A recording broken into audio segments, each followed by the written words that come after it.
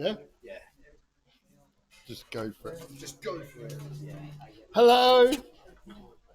Good morning Good morning. and welcome. I'm Dave Frost there. Great to be here this morning. Thank you for coming along. I don't know if you come along every week or whether you're new or whatever. If you're new, first time, extra special welcome to you. I'm a non-permanent.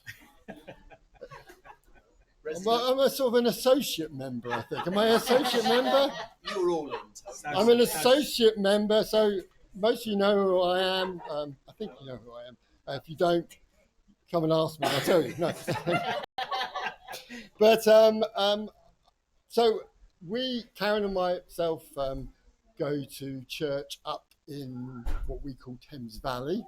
I live in Alton, Hampshire, and as a church up there, we've been going. We have a plan for the year. We have a theme for the year, and I know people know this. Our theme has been connection, and we talked about connection with God. And for the last few months, we've been talking about connection with each other. The Bible's full of scriptures about one another. The Bible is full of scriptures about one another. And Jesus really encouraged, he said, my disciples because they love one another. And, much of the New Testament builds on those one another relationships. And I suppose a real key sort of theme maybe is in Ephesians 4, verse 14, when it says, talking to the people in Ephesians, Paul says, then we will no longer be infants tossed about by waves and carried around by every wind of teaching and by clever cunning of men and their deceitful scheming. Instead, speaking the truth in love, we will in all things grow up into Christ himself, who is the head. So the sort of goal of the one another relationships is to speak the truth in love and build each other up to become Christ-like. That's sort of the goal. And so we've been the way we've been going about trying to fulfill that, and there's different ways of doing it. There are different ways of doing it, but the way we've been trying to do it in Thames Valley is by this notion of getting together in small groups of about 6 to 8 people who get to know each other really well. And we've been having, Barry and Emily have been there actually. We've been, whoops, don't step back. Whoops, sorry. It's right. Very precious. We've been having some Friday night classes on how we should be in our small groups. And a couple of a few weeks ago, we had a really interesting class. We had an interesting class about vulnerability. And it was a really interesting evening. It was a great evening to be together. And we talked about what it meant to be vulnerable. Now this, if you don't recognize, is me. Haven't aged so much since then. And that is my granddaughter who's out there right at the moment with Karen, Rosa. This is a significant moment. You can't work out why this is a significant moment, but this is a significant moment because every Tuesday I come down, no, that's a lie, every other Tuesday, 2 or 3 Tuesdays I come down to Bournemouth and I spend some time with Alex, Sheila and my granddaughter. On this day I came down and we went to that place over there, the whatever it is, the Little Down Centre, because Rosa had a class. But as she got out of the car for the first time in her life, Rosa looked at me and went like that. Yes, I've arrived. So, and to be honest, I'd always remained fairly cool about this. I didn't need Rosa's affection. Rosa called me Pops. We've been on a date together to the park and played in the trees and stuff like that. We've had our moments, but I didn't need to pick her up and I wasn't going to try and force it on her. So that was a slightly defensive side of myself, do you know what I mean? But at this moment, she said, and that's it. So, like, we had arrived. We had arrived together, and I was, well, she made me carry her a long way. But it was a great moment. But you know, it's funny how you get into this sort of situation where you kind of don't want to admit how you really feel. Do you know what I mean? Do you know what I mean? It's sort of like how it's a sense of like, well, I'm fine. I don't need to pick Rosa up, and then that moment sort of thing, and suddenly, oh well, I admit it. I want to be able to pick you up. Do you know what I mean? It's that sort of thing. And I think, like, to some extent, what we're talking about is that sense of engagement in our relationships.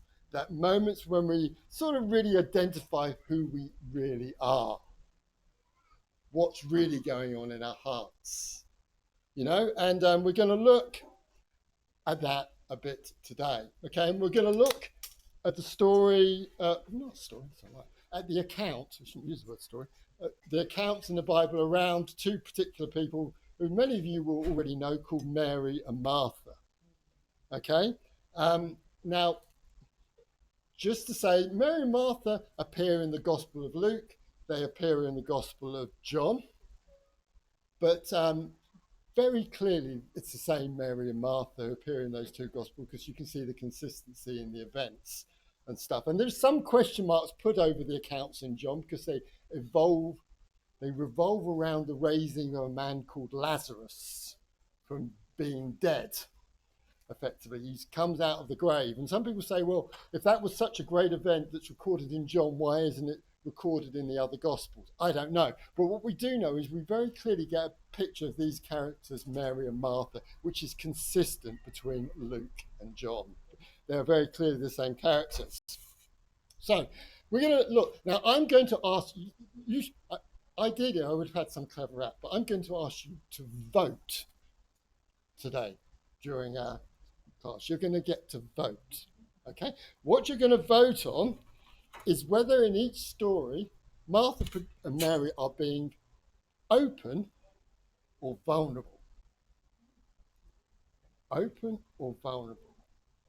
Because they're slightly different things. Now, if you want to understand what open and vulnerable mean, where would you go? How would you find out what they mean? What you don't do is you don't go to a therapist. You obviously go to ChatGPT. That is the obvious way of finding out what open and vulnerable are.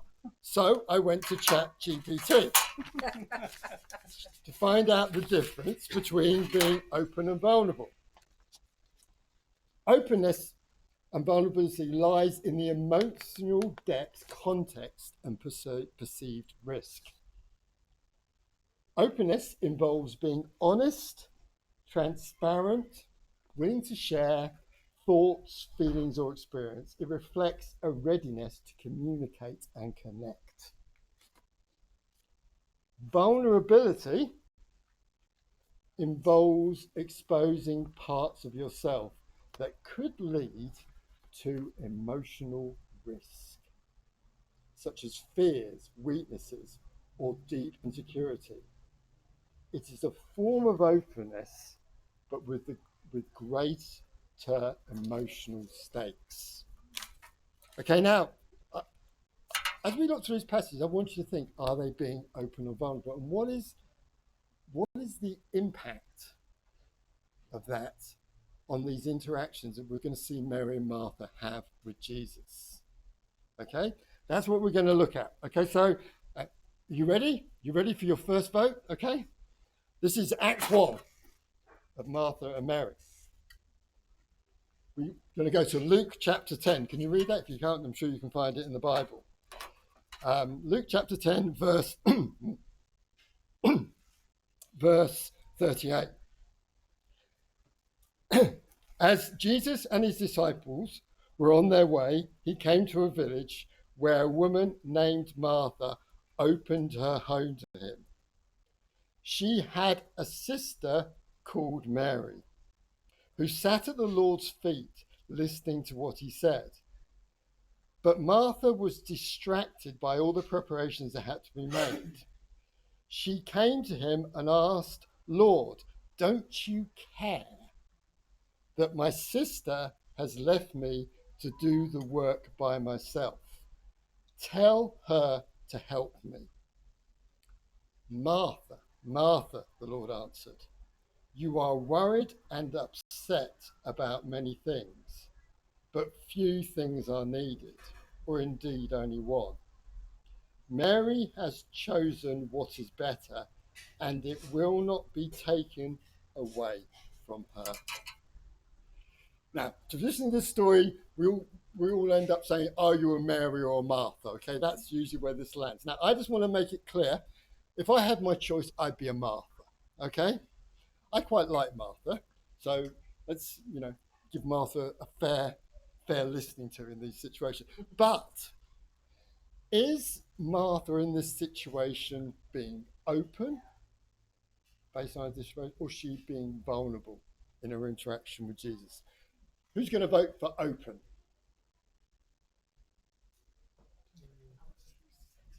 Ooh, yeah, we've got quite a few opens. Vulnerable? Vulnerable. Okay, we've only got a few, 4 or 5 votes. So we've got, you could have neither. That's a valid response. Sorry, I should have said neither as a third vote. Sorry, Roger, I should have covered. I think, it's interesting. The way that Martha interacts with Jesus in this situation is that she sounds definitely like she's complaining, doesn't she? Yeah. It's really interesting that she says, don't you care? Because don't you care in my mind translates to you don't care. Is it actually what she's saying? You don't care. And you don't care is a complaint. Now, interesting enough, is she complaining at Jesus or is she actually complaining at Mary? Is actually a bit of a thing that's going on there. It seems to be that Mary's just having a nice time, do you know what I mean? Sitting around having a drink, listening to Jesus, and Martha's running around. And she's like, you don't care, but that's probably directed much at Mary is at Jesus. But what does she get in return from Jesus? She gets a bit of a rebuttal. You're worried about all kinds of things. So I think what really struck me when I look at this is that, as a person, I remember a few years ago, I was at work and we had the end of year's appraisals. Do you have end of year's appraisals at work? I was a manager of a group of about 10 people. No, 11, 12 people or something like that. And as part of your appraisal, what you were allowed to do was ask your team members what they thought about you. So it would feed into your thing. And I picked the people I thought would say nice things about me. That's an obvious thing to do. The feedback I got was sometimes he comes across as frustrated. I've noticed in recent weeks, even nowadays, that is one of my characteristics, to come across as frustrated. I have a brother who drives me insane because he just never leaves the house, and when it comes, and I feel like responsible for him, and I don't know, he's my older brother, but I feel responsible for him. Every time I see him, I feel frustrated with him. Why can't you build some friendships? Do you know what I mean? Even at church, sometimes I feel frustrated by people around me. Why don't you get more involved? Why don't you get excited about what we're doing? Why don't you turn up on Friday night when we're having our classes about small groups? And I come across as frustrated. I can feel it starting to build up. It's interesting. I think that's kind of where Martha's at right here. She's getting frustrated and it blocks out everything else about her. And so maybe she's being open, but is she really she's kind of building this block where you can't really communicate with her. People can't really understand what she's feeling. They just see this sort of the frustration, you know. So I think that, I don't know. I don't know whether she's open, vulnerable, or not, neither. But it's interesting how in this interaction, she basically, because she is slightly frustrated, she stifles her relationships, even with Jesus to some extent, who has to deal with her frustration rather than help her understand. Okay, so next one, turn to, or it will be John chapter 11, I think. I've lost my page. Here we go. John chapter 11.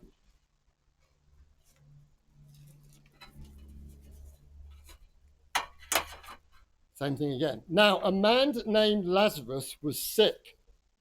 He was from Bethany, the village of Mary and her sister Martha.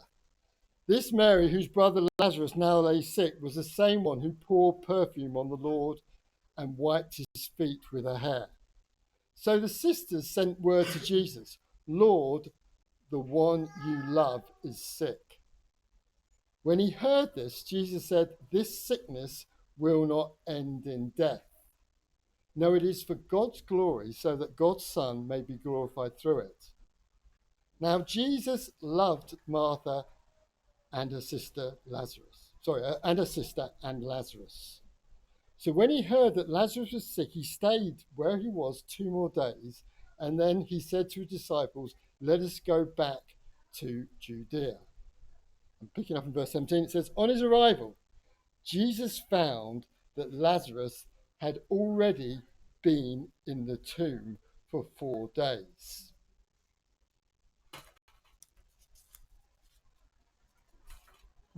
Verse 20, when Martha heard that Jesus was coming, she went out to meet him, but Mary stayed at home.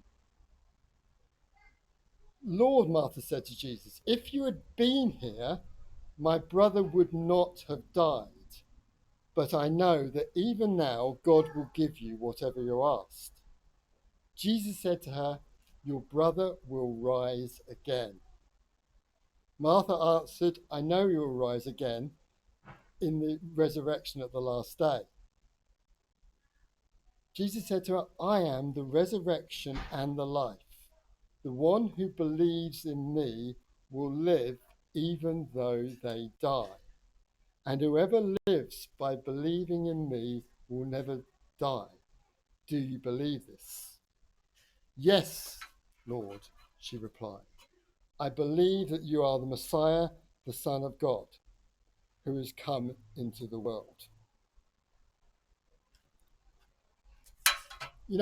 Jesus, they came to Jesus to tell him that Lazarus was ill. And he decides, I'm not going to do anything. I'm not going to go right now. He has his reasons, but he waits. And he waits to return until Lazarus has been dead for 4 days. That's quite serious. You can think, now in terms of, they used to talk about Man United, Manchester United football team. They used to have this principle, Man United football team. Alex Ferguson had this principle. At the end of the game, during the extra time which was allowed for injury, they used to call Fergie time.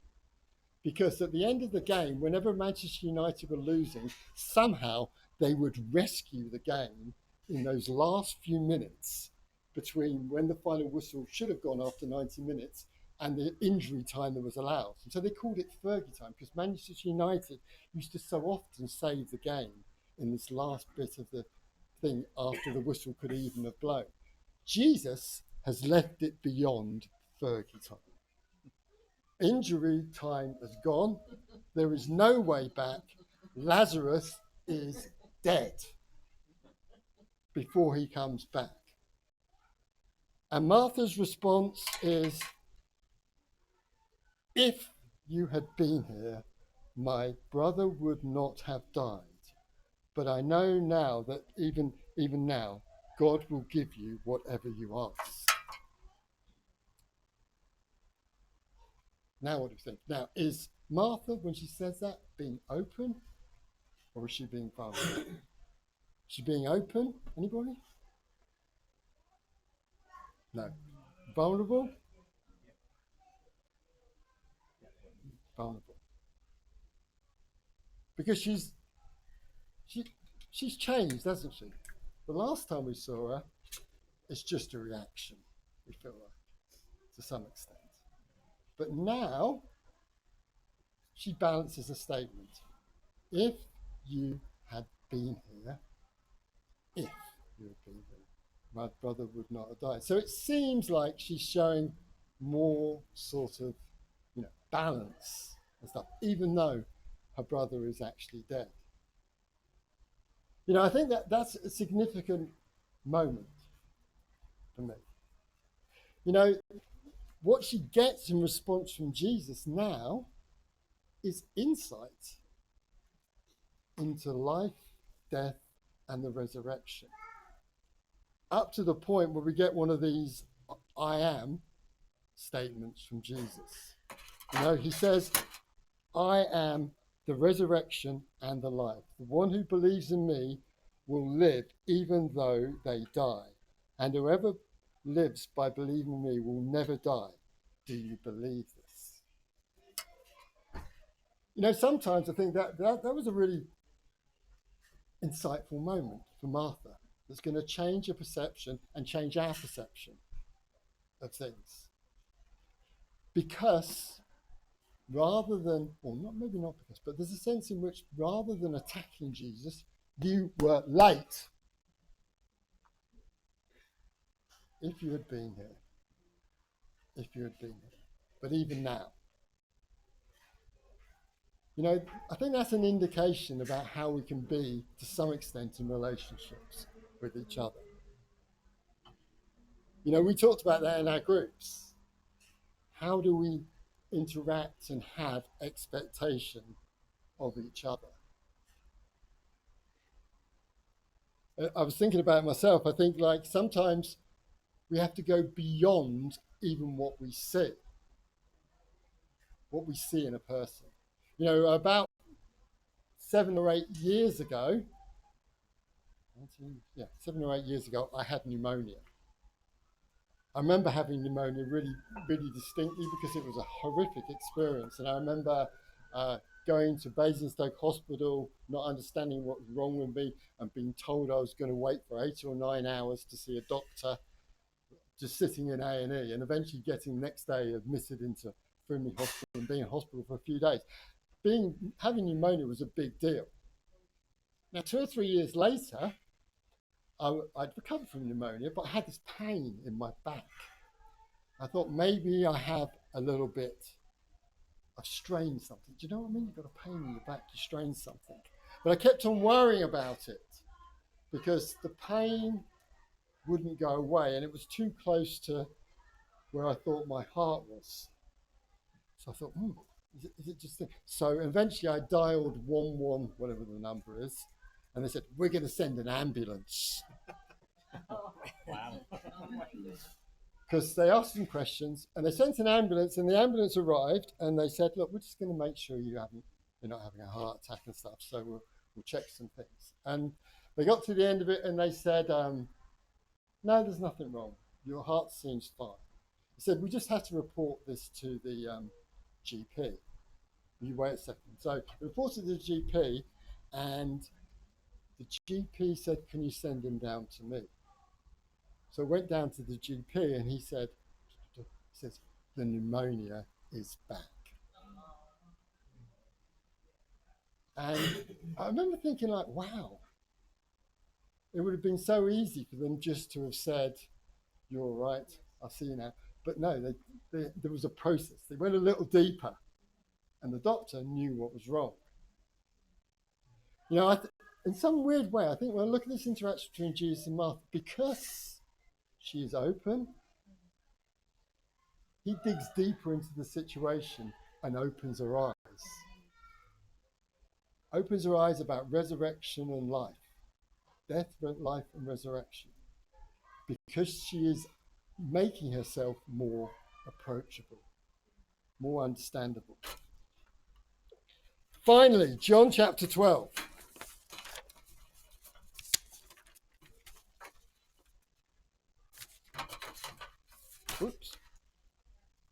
scared I'm going to go the wrong way. I have gone the wrong way. Oh. Skip that one. John chapter 12. Now we're going to look at Mary this time. Okay? 6 days before the Passover, Jesus came to Bethany where Lazarus lived, whom Jesus had raised from the dead. Here a dinner was given in Jesus' honour. Martha served while Lazarus was among those reclining at the table with him. Then Mary took about a pint of pure nard, an expensive perfume. She poured it onto Jesus' feet and wiped his feet with her hair, and the house was filled with the fragrance of the perfume. But one of his disciples, Judas Iscariot, who would later betray him, objected. Why wasn't this perfume sold and the money given to the poor? It was worth a year's wages. He did not say this because he cared about the poor, but because he was a thief. As keeper of the money bag, he used to help himself to what was put into it.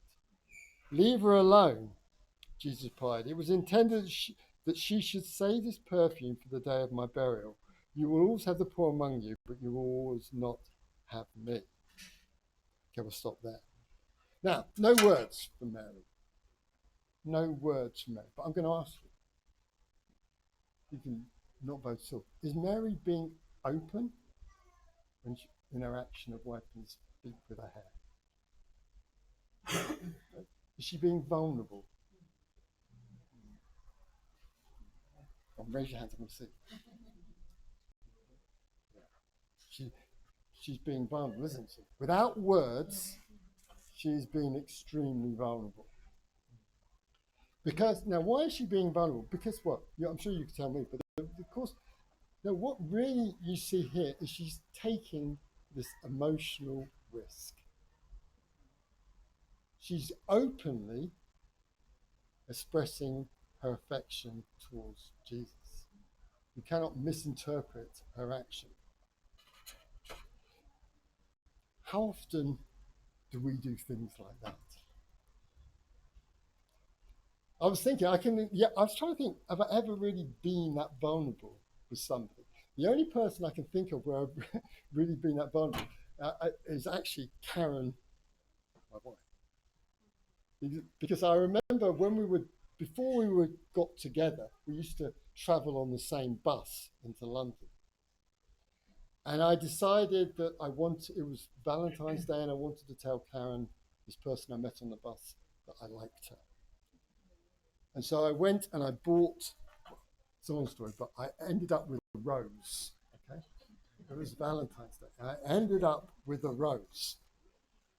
It was a long story. It was via a wine bar, drunkenness, and my mum looking after Rose. But I ended up with this rose to take on the bus to give to Karen. And I remember I had the rose wrapped up in a plastic bag.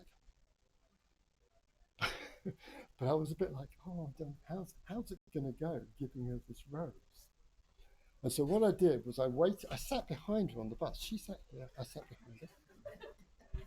And as we got to London, just before the stop, where I get off, I stood up, I walked, I said, "This is for you," and I ran. Come on, Tony. I got off the bus and I looked up. So, how'd she do that? The reaction was good. I think it was a thumbs up or something like that. But why? Because there was a danger of rejection. There was a real danger of rejection. And so I wanted to express the feeling to her, but there was a danger of rejection. So I got caught in the situation, shoved the rose and get out of it. If she doesn't look happy, I'll just never get on the bus again. Do you know what I mean? It was almost that sort of approach. There's no get out for Mary here. There is no get out for Mary. So I read one commentary that said what she does is she literally letting her hair down. They said, interpret that, this is a guy called Tom Wright, says, interpret that in modern day, she as good as hitched up her skirt. It was that excessive an act, in effect. But she wasn't conscious about the world around her. She was focused purely on Jesus. So that's quite challenging, isn't it?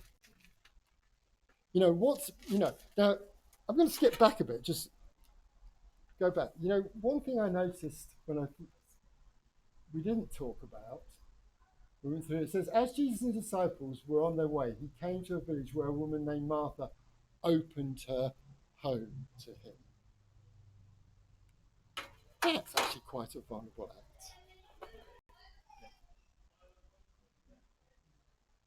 Opening your life to somebody is a vulnerable act. We had the great fortune, I know Roger and Marianne had the same thing, of having a Ukrainian and her daughter stay with us for about a year. But I remember Karen and I were like, oh no, what's she going to think of our home? Do you know what I mean? There's real fear of what she would think of our home.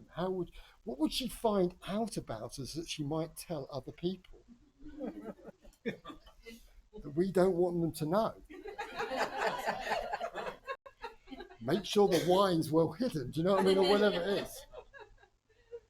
But, it was a sense of, I think that there is, that's probably one of the first steps to vulnerability, is to open your home or your life or whatever it is. The next passage, we talked about the thing, but now let's look at Mary in John chapter 11. It says of Mary in John chapter 11, he said, it says, after she had said this, she went back and called her sister Mary aside. The teacher is here, she said, and is asking for you. When Mary heard this, she got up quickly and went to him. Now Jesus had not entered the village, but was still at the place where Martha had met him. When the Jews who had been with Mary in the house, comforting her, noticed how quickly she got up and went out, they followed her, supposing she was going to the tomb to mourn there. When Mary reached the place where Jesus was and saw him, she fell at his feet and said, Lord, notice this is Mary, Lord, if you'd been here, my brother would not have died. Exactly the same phrase as Martha, suggestion being that Mary and Martha had talked about this beforehand and both agreed that if he'd been there, it wouldn't have happened. When Jesus saw her weeping and the Jews who had come along with her also weeping, he was deeply moved in spirit and troubled. Where have you laid him? He asked. Come and see, Lord, they replied. Jesus wept. Now, what's interesting about that for me? Mary, again, I think, vulnerable as ever. Do you know what I mean? Very openly cries, there's no hold back. But what really impacted me about this is because, again, that vulnerability, what is a response from Jesus? He connects with Mary. He totally connects with Mary to the point where Jesus wept. That vulnerability brings a response, an empathy, a connection. So my thoughts, you have to make your own decision. We have to decide ourselves about our relationships with each other. But I think, as I don't know whether Mary and Martha are being open, vulnerable, or something else. Maybe the words are the wrong words, but there's something about the nature of their relationship with Jesus here, the way they interact with him, the way they expose themselves to him, that allows differing depths of response from Jesus. In our relationships with each other, we have to learn how to have the right levels of connection with each other too. Because I think that, our calling, as it talks about in Ephesians, is to be able to speak the truth to each other in love. And the only way I sense we're going to be able to do that is to expose ourselves to each other. Now I don't know about your experience, but I'm not advocating you just go and find anybody you can find and be vulnerable to. We have to be wise about this. And that's why we're working on it in Thames Valley as a church. How do we build up our relationships? How do we make sure they're safe? And how do we learn what vulnerability is? But we do know that if we don't get close, we're never really going to get those insights into each other's lives. You may have it all sussed down and also, I don't know, but it's challenged us, and even last week on Friday we had another meeting, and I'm getting to know people I've known for years better already, just because we are starting to talk at a deeper level. And as one freebie here, I don't know about you, but my relationship used to be characterized by advice. Talk to people, they give you advice.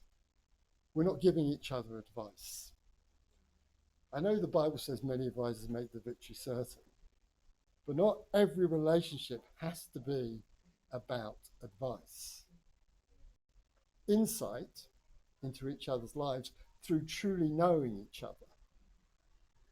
By saying, Tony, you're coming across as frustrated, so I can deal with my frustration first and then talk about what's really on my mind.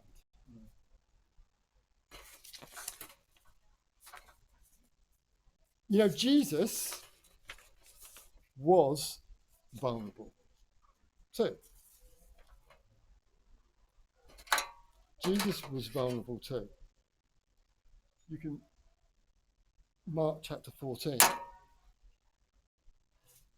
Immediately prior to Jesus' death, it says, before his arrest, he prayed in Gethsemane. Verse 14, 32, it said, they went to a place called Gethsemane, and Jesus said to his disciples, sit here while I pray. He took Peter, James, and John along with him, and he began to be deeply distressed and troubled. My soul is overwhelmed with sorrow to the point of death, he said to them. Stay here and keep watch.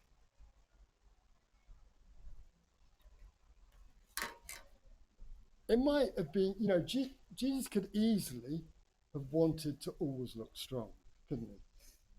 Like he could always, here, he very clearly, openly expresses, I am so stressed.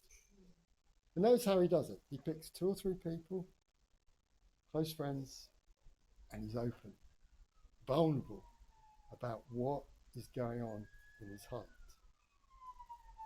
So I think it's something, I think it's really important that Jesus demonstrates it. This is not about being vulnerable as being weak. It is what you need to do to work through each situation when you get into challenging situations. Amen. So I'm going to stop there. I hope that made sense. I always fear not making sense, but I hope that made some sense to you. And I just want to encourage you really as much as anything, because it has been a really inspiring journey. It's been a really inspiring thing to think about what being vulnerable means. Is it different to being open, which seems like just sharing your feelings? Is it, how do we get into these relationships where we can take the risk so that we can help each other to be more Christ-like? Am I praying for the communion now? Yeah. Amen. We'll pray for the communion.